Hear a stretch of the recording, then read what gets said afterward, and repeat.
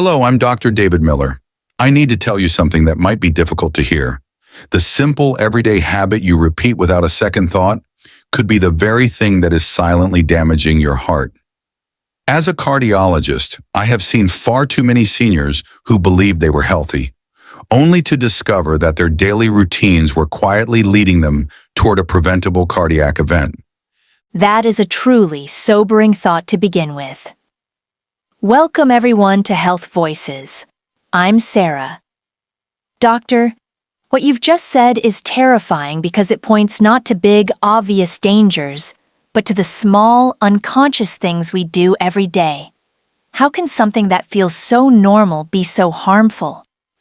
That is the crucial question, Sarah, and it's a pleasure to be here to discuss it.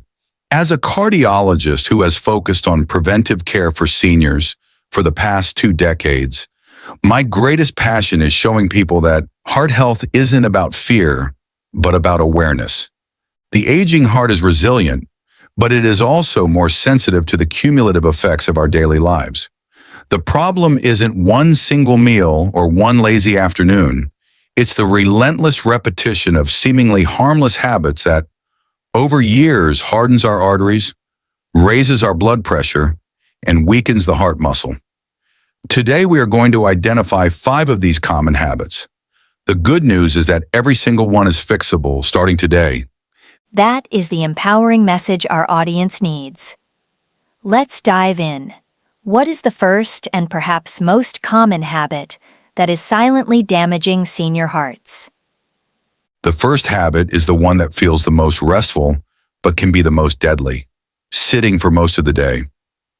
In our modern lives, especially after retirement, it is so easy to spend hours in a favorite chair, reading, watching television, scrolling on a phone. We tell ourselves we are resting, but physiologically, prolonged stillness is a state of emergency for the cardiovascular system. Your heart is a muscle. It thrives on movement to stay strong. When we sit for hours on end, circulation slows dramatically, especially in our legs. This stagnation allows fats and cholesterol to be deposited more easily along our artery walls. It's a slow, quiet process of plaque buildup. The American Heart Association has published extensive research showing a direct link between increased sedentary time and a higher risk of heart attack, stroke, and cardiovascular mortality. It is not an exaggeration to say that for many, the chair is more dangerous than the street. You shared a story with me about a patient who seemed perfectly healthy but was a victim of this very habit. I did, and his story is a lesson for all of us. He was a 78-year-old retired accountant. He looked healthy, ate reasonably well, never smoked. He came to my office after experiencing a sudden dizzy spell while gardening. After a series of tests, we were shocked to find he had significant blockages in his coronary arteries. He couldn't understand it, but when we talked about his daily life, we discovered he spent, on average, 8 to 10 hours a day sitting in his recliner. He wasn't sick. He was stagnant. His heart was being starved by a lack of movement. So what is the solution? We can't be on our feet all day. You don't have to be. The solution is consistency, not intensity. I'm not asking for marathon training. I am asking for a simple daily walk. 15 to 30 minutes. That's it. Around the block. In a mall if the weather is bad. Movement improves blood flow, lowers blood pressure, and strengthens the heart muscle. It is the single most effective medicine for your cardiovascular system, and it is free. Please do not wait for chest pain to be your wake-up call. Such a powerful and achievable first step. What is the second habit we need to address? The second habit is also hiding in plain sight, often in foods we turn to for comfort. Eating foods loaded with hidden salt. Food is more than fuel. It's comfort, it's memory.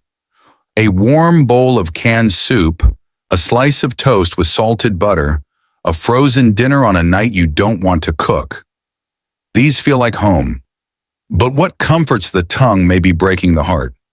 The vast majority of sodium in the American diet doesn't come from the salt shaker.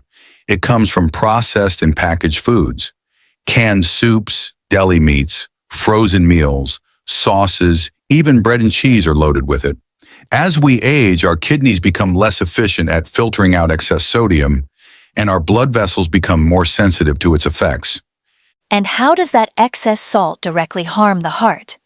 When you consume too much salt, your body holds on to extra water to dilute it. This increases the total volume of blood in your circulatory system. Imagine your arteries are garden hoses. Suddenly, you've forced significantly more water through those same hoses.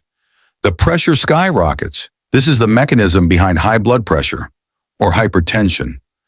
Over time, that constant high pressure damages and stiffens the artery walls, forcing your heart to work harder and harder just to do its daily job. This is what's so frightening. You don't feel high blood pressure. There is no pain.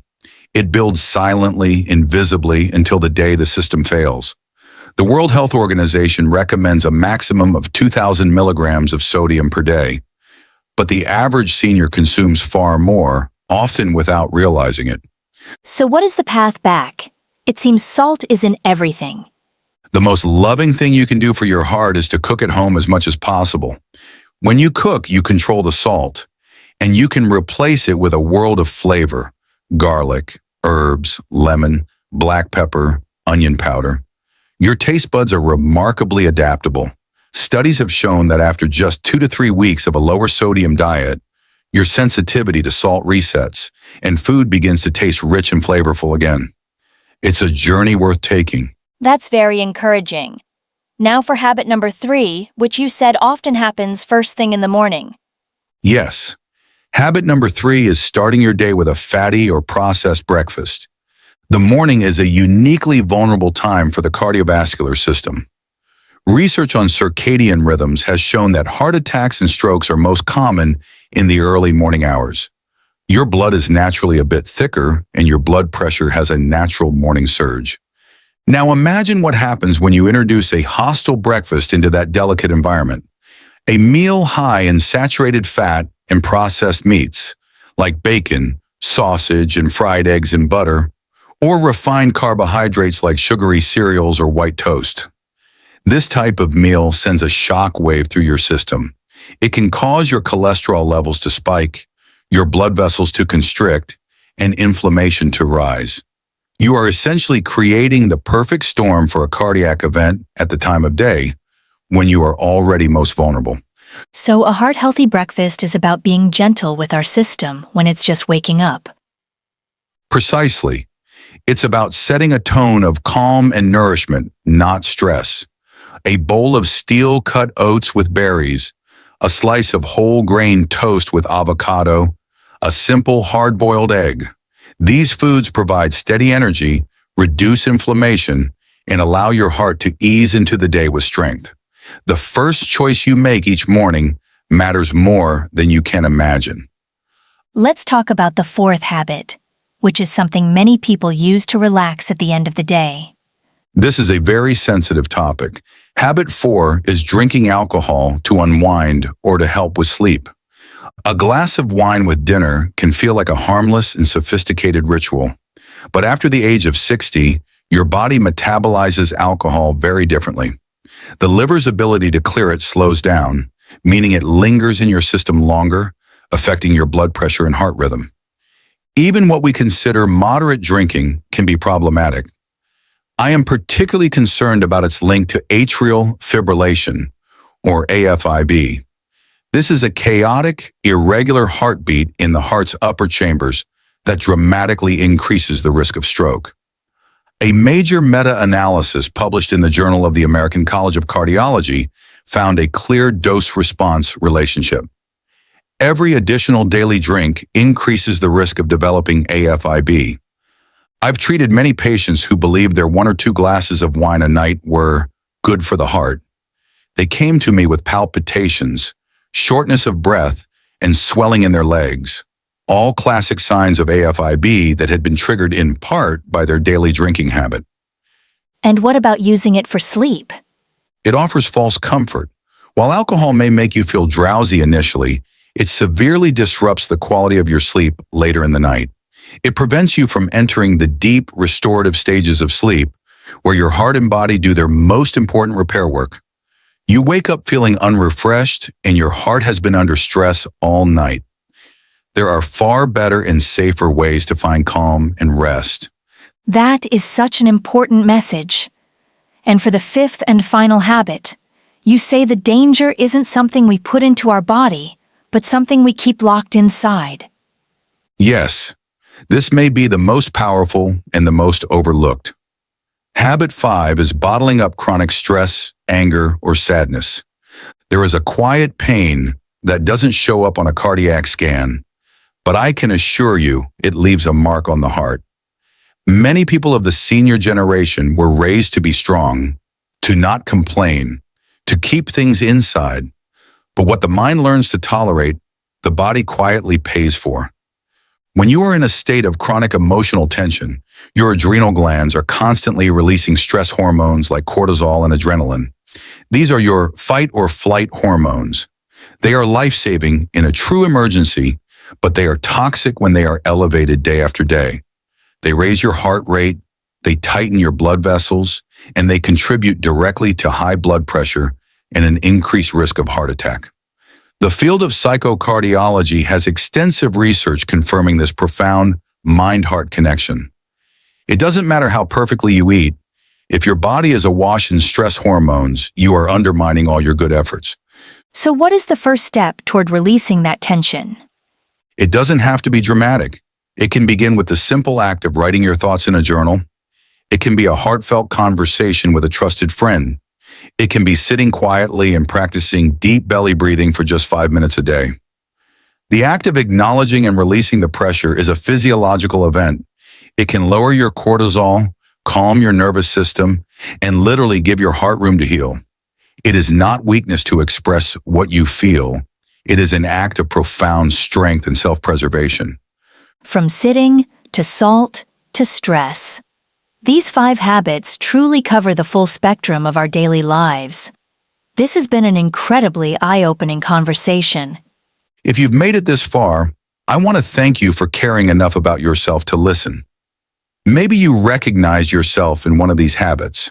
And if you did, that's not a cause for shame. It's a moment of opportunity. Your heart has been working for you tirelessly every second of every day for your entire life. It asks for so little in return, not perfection, just a little awareness, a little gentleness, a walk around the block, a meal cooked with herbs instead of salt, a deep breath to let go of anger. These are not just health tips. They are acts of love for the organ that has loved you the most. It is never too late to start. A stronger, longer life is still within your reach. Incredibly powerful words, Dr. David Miller. Thank you for guiding us with such expertise and compassion. To our Health Voices community, what is one small, intentional choice you will make for your heart this week? Please share it in the comments below. Your commitment could be the inspiration someone else needs to begin. And please, like this video, subscribe to our channel, and share it with someone whose heart you care about. It has been an honor. And please remember, this is educational advice. Always work closely with your personal physician to manage your health. They know your unique history. Be well and be kind to your heart.